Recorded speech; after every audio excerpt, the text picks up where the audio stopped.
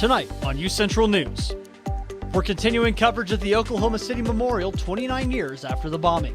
Hear from city officials and the family of a victim on what the service means after all these years. I'm Gwyneth Duncan. We're supposed to get a cold front tonight and then thunderstorms these next couple of days. I'll have your full weather forecast in the show. Over in social media, find out which designer was caught smuggling alligator handbags. Lauren Jackson has that and more. And the NBA had an action-packed night last night. All of that and much more on this edition of UCentral News. Live from Central Oklahoma, this is UCentral News. Good evening, I'm Georgia Jones. And I'm Mark Lowe. Welcome to this edition of UCentral News. We have more information on yesterday's shooting where 5 people were found dead in a southwest Oklahoma City home. Oklahoma City police responded to a call yesterday morning when a 10-year-old boy woke up to find his parents and 3 brothers dead. According to investigators, the deceased suspect, Jonathan Candy, armed himself with a gun and killed his wife and 3 of his sons. The 4th child was unharmed and released to family members at the scene. Officials say it remains a mystery as to what caused Mr. Candy to murder his wife and children. President Lamb has received 3 pieces of legislation from the UCO Student Association on April 12th, of which no response is required from Lamb. Fentanyl overdose has been an issue on UCO campus and across the country. In 2021, 654 students participated in a National College Health Assessment Survey, in which 6.3% of students self-reported having used non-medical prescription opioids.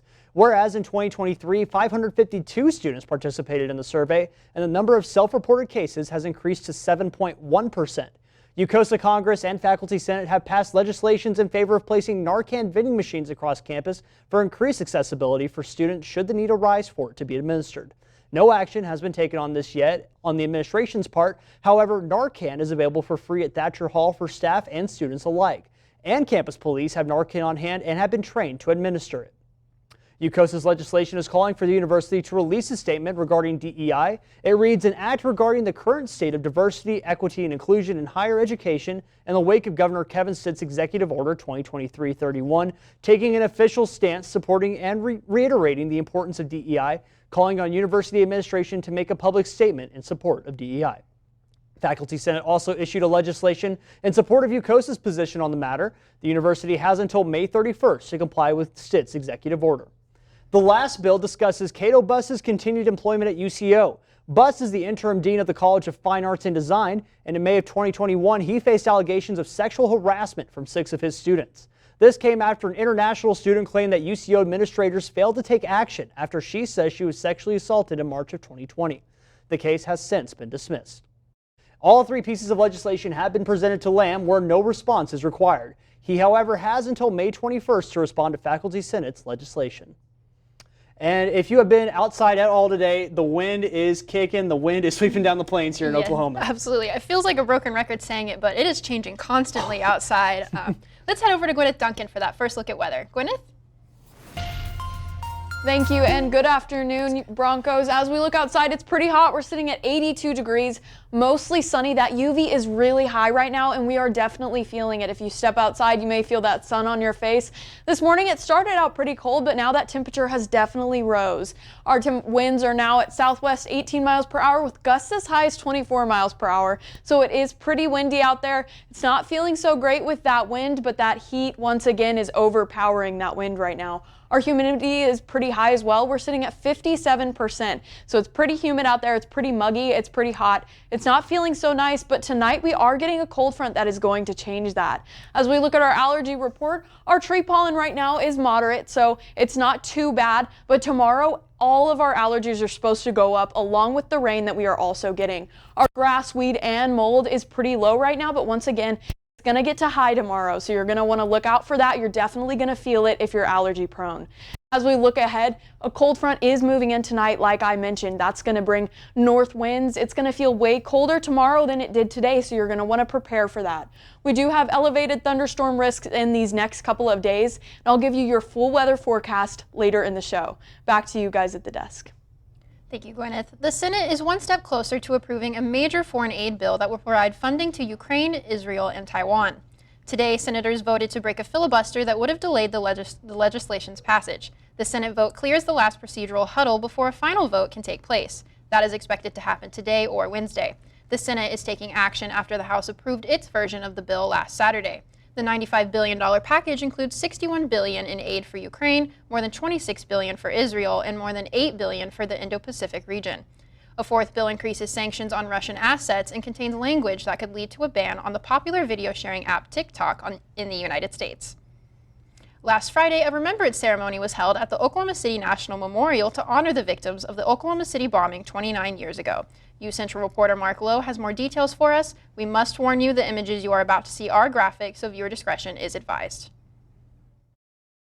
April 19, 1995, a date that sits heavy in the heart of many Oklahomans, and now 29 years later, hundreds gather here between the gates of time, the reflection pool, and the survivor tree to look back at a scar that spans nearly 3 decades old.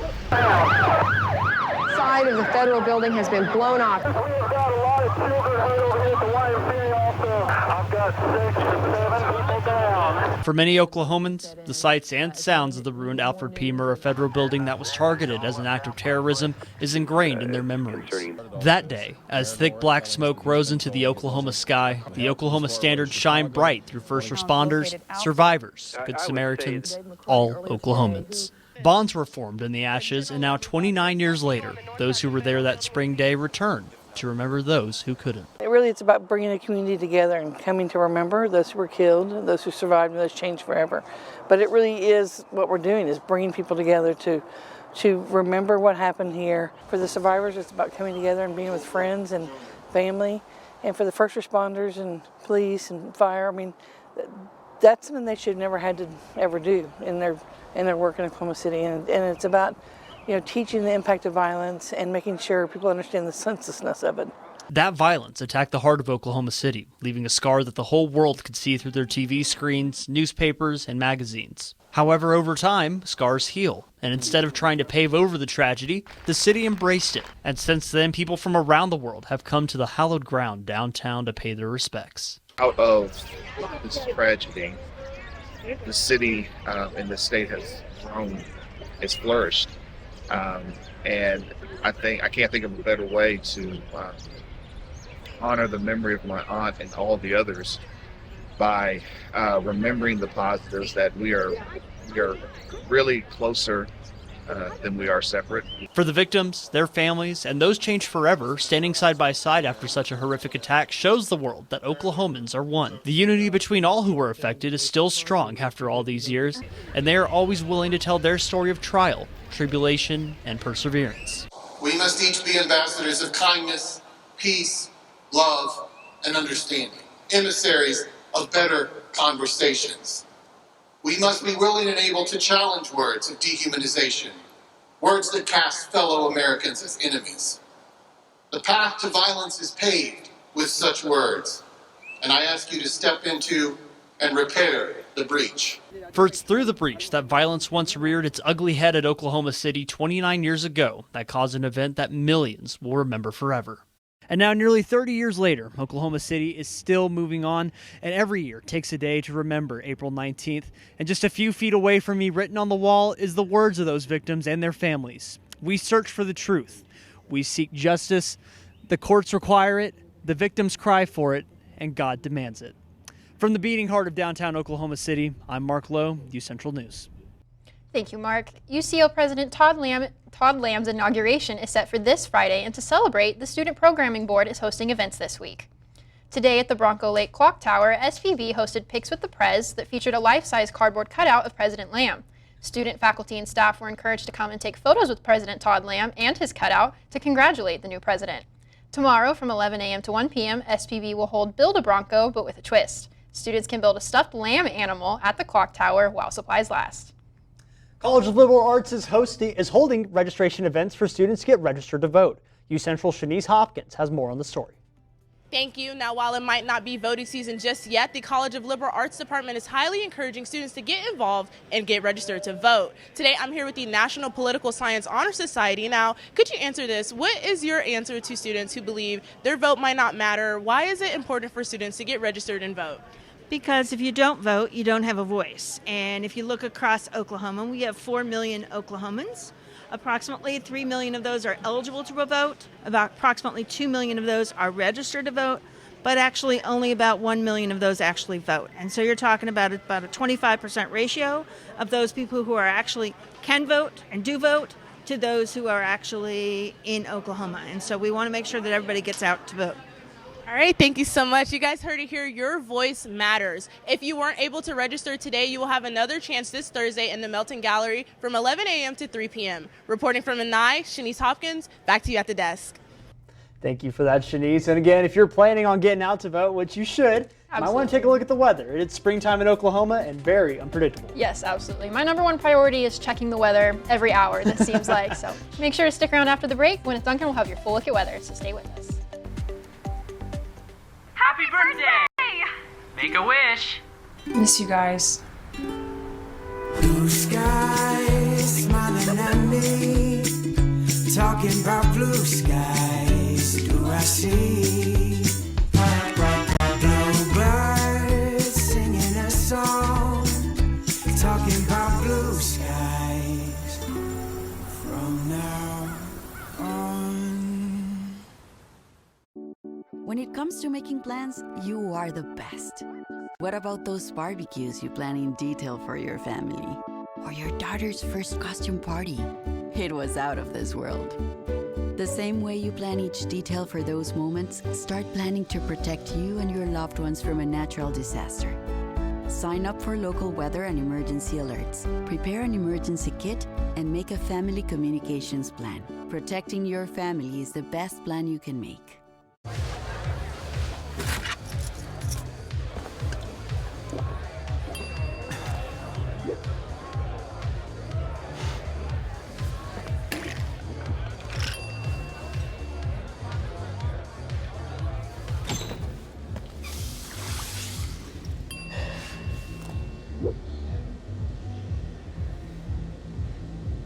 If you need to do something to feel okay to drive, you're not okay to drive. Don't drive buzzed. Are you really sure this is all going to fit? Oh, it'll fit. I got that. All right. When hauling anything, ensure it's secure. Losing your load is dangerous for all drivers. We want everyone to make it home safe. Help make Oklahoma safe by securing your load.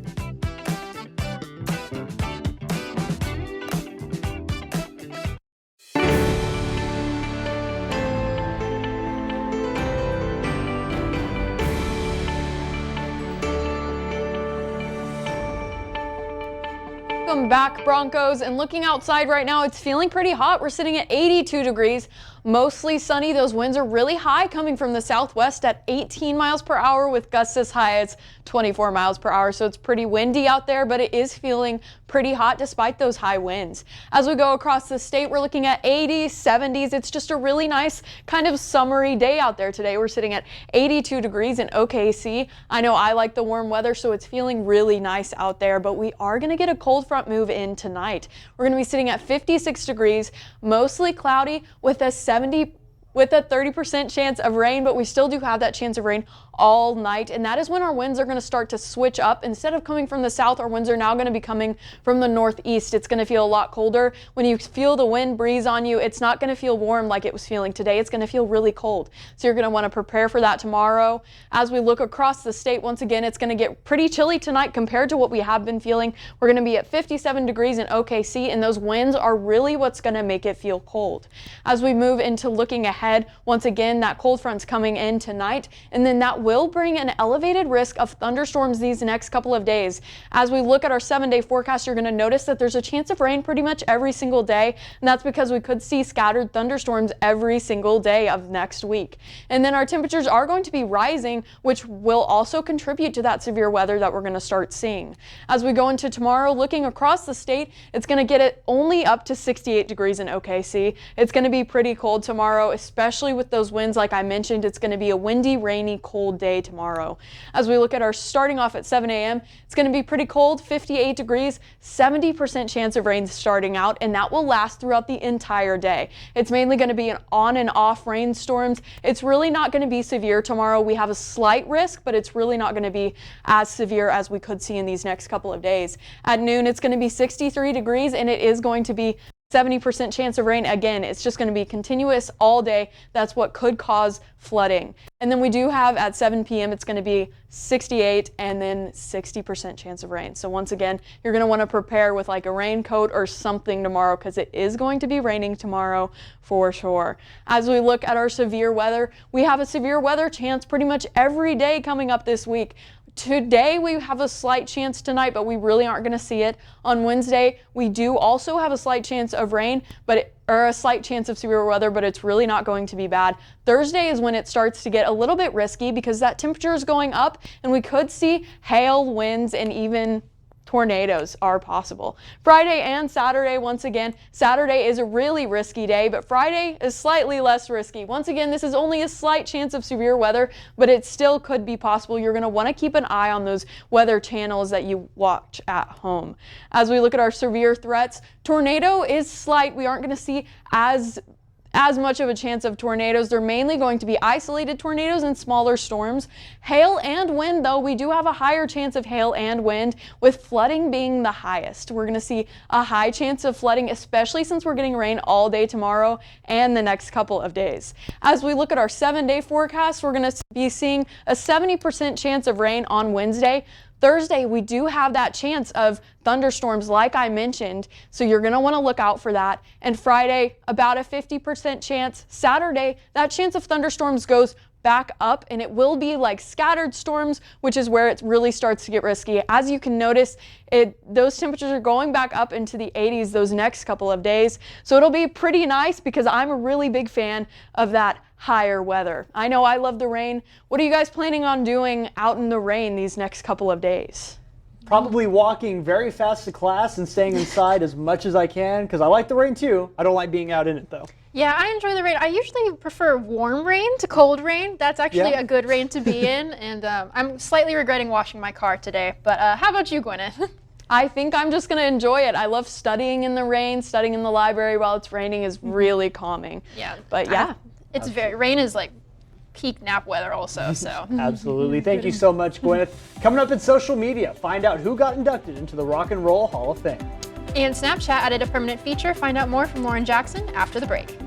I was raised to believe in the power of possibility, to always move forward but never forget where I came from, to value hard work, ingenuity, and hospitality. On one hand, my people are rough and rugged. On the other, refined and elegant.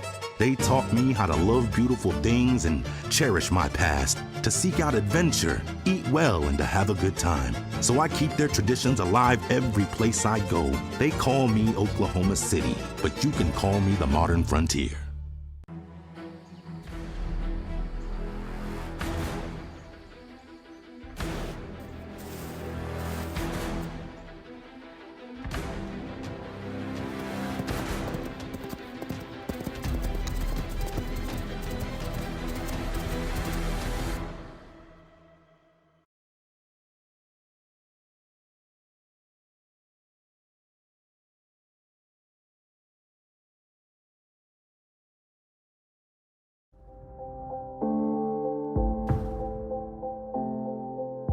UCentral News as a whole, you got to be in those different areas, like being on camera, being off camera, being in the control room. And so I feel like that is what prepared me most about being in the workplace. UCentral and the Mass Comm department has provided me all the tools and the fundamentals that are needed in order to thrive well and thrive fast at my job.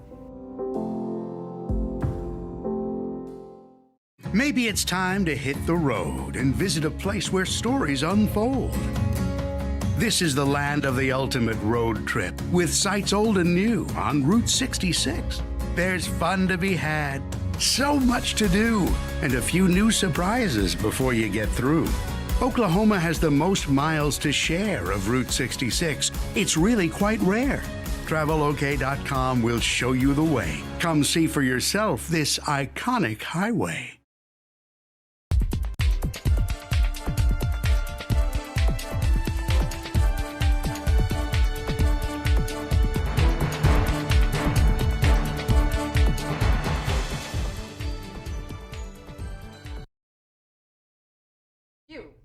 social media news.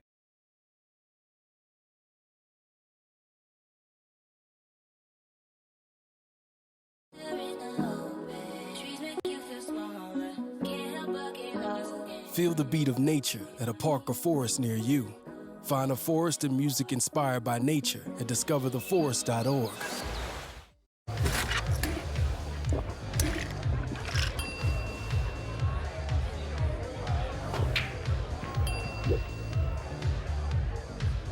If you need to do something to feel okay to drive, you're not okay to drive. Don't drive buzzed.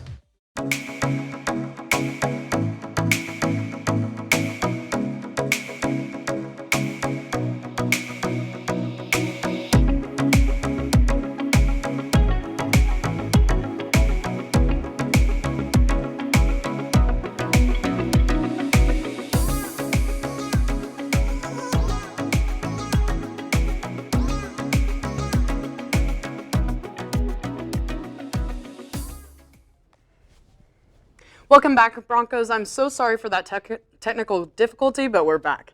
My name is Lauren Jackson, and I'm bringing you your social media news. Starting off with some rock and roll news, the Rock and Roll Hall of Fame has announced their 2024 class of inductees. The announcement was made on Sunday during the Rock and Roll Hall of Fame night on the latest episode of American Idol. The performer category includes Ozzy Osbourne, Mary J. Blige, Cher, David Matthews, and more. Jimmy Buffett, MC5, and were selected as the recipients of the Musical Excellence Award. The inductees of the Rock and Roll Hall of Fame were chosen out of the nominees according to the organization for creative music whose originality, impact, influence has changed the course of rock and roll. The 2024 induction ceremony will happen live on Saturday, October 19th at the Rocket Mortgage Fieldhouse in Cleveland, Ohio. The ceremony will be live streamed on Disney Plus with a special airing on ABC at a later date. Now looking into the world of Spider-Man, the British actor Tom Holland says that he is a part of the discussion surrounding the earlier stages of the fourth film. Tom Holland said, "I owe my life to the career and to Spider-Man. To the simple answer is yes, I will always do more." He says the simple answer is, I will always want to do more for Spider-Man films. This is Holland's first time being a part of the creative process in the Spider-Man films. Holland says he is very confident because he is working with the right team by learning and watching. News on the popular social media app Snapchat is trialing an opt-out option for the auto-deleting messages. This feature will allow users to select Never Delete option in their chat settings, which will make messages no longer delete over time. This Snapchat has shared this message on their website, quote, "We are consistently listening and learning from Snapchatters and thoroughly innovating based on their needs in response to the feedback from our community, where we're excited to offer a new setting in chat that hope provides even more flexibility and control over conversations with people who matter the most," unquote. Messages will still continue to delete by default unless it is changed to Never Delete. In surprising news, celebrity designer Nancy Gonzalez is sentenced to 18 months in prison for smuggling crocodile handbags into the U.S. On Monday, April 22nd, Gonzalez was taken out of custody in Miami to begin her sentence. Gonzalez, whose brand is seen on Sex and the City, pleaded guilty to smuggling handbags from Colombia into the U.S. Gonzalez was selling bags for over $2,000 in high-end stores in New York City. The U.S. attorney wrote, "A system of permits oversight by many agencies and demands strict compliance by those engaged in such trade." The handbags were made of python and camion species, which are protected wildlife in the U.S. So how do you guys, Mark and Georges, how do you guys feel about the new Snapchat update? I don't know how I feel about it, to be completely honest with you. I see a lot of good and a lot of bad as a Snapchat user. I will say it would have came in handy in high school when I was using it a lot more often. But what do you think, Lauren? Well, yeah. You know, it's certainly going to be interesting to see what happens. Absolutely. Thank you for that, Lauren. Coming up, the Broncos softball team has an unexpected schedule change. And the NBA had a wild night last night. Find out what happened after the break.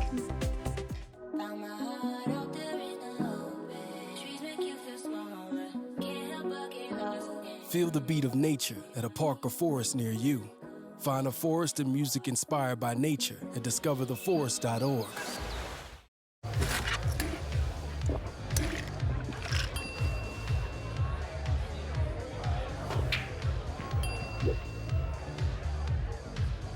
If you need to do something to feel okay to drive, you're not okay to drive. Don't drive buzzed.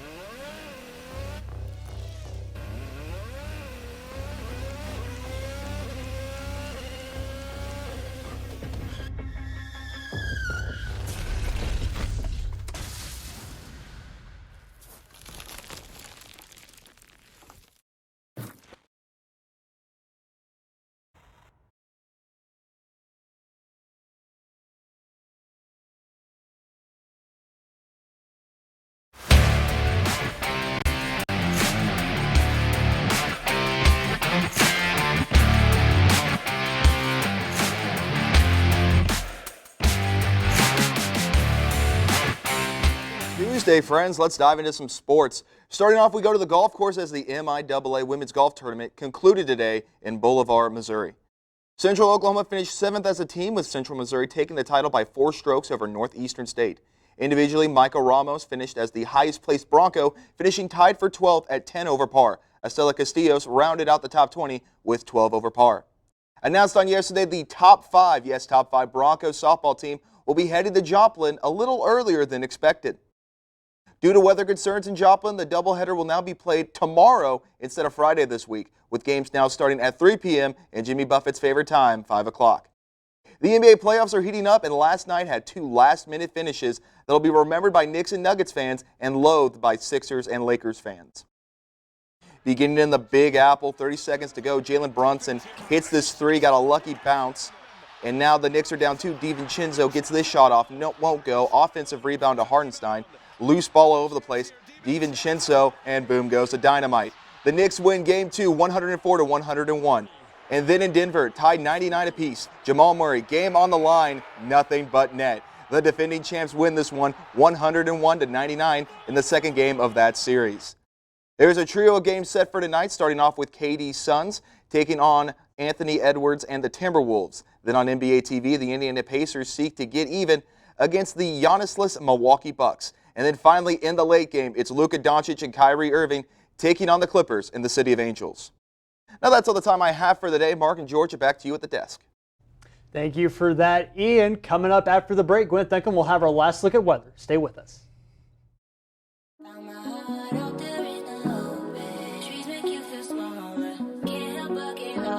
Feel the beat of nature at a park or forest near you. Find a forest and music inspired by nature at discovertheforest.org.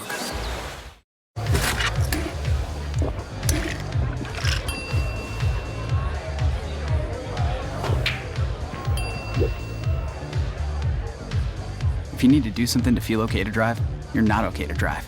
Don't drive buzzed. Welcome back, Broncos, and once again, a reminder for tomorrow. Starting off at 7 a.m., we're going to be cool. We're going to be at 58 degrees, 70% chance of rain. We're seeing that rain all day tomorrow. It's going to be on and off and scattered. You're just going to want to wear a coat for that. That's all I have for your show today, Broncos. Back to you guys at the desk. Thank you for that, Gwyneth. And like she mentioned, definitely bring a raincoat with you wherever you go tomorrow. Yes, there is a storm a-coming to Edmond. Yes, you'll absolutely want to keep an eye on the weather because it might change within the hour. So. Absolutely. It's Oklahoma. Yeah, absolutely. Unfortunately, that is all the time that we have for you guys tonight. So thank you so much for watching this edition of UCentral News. I'm Georgia Jones. And I'm Mark Lowe. Have a great night.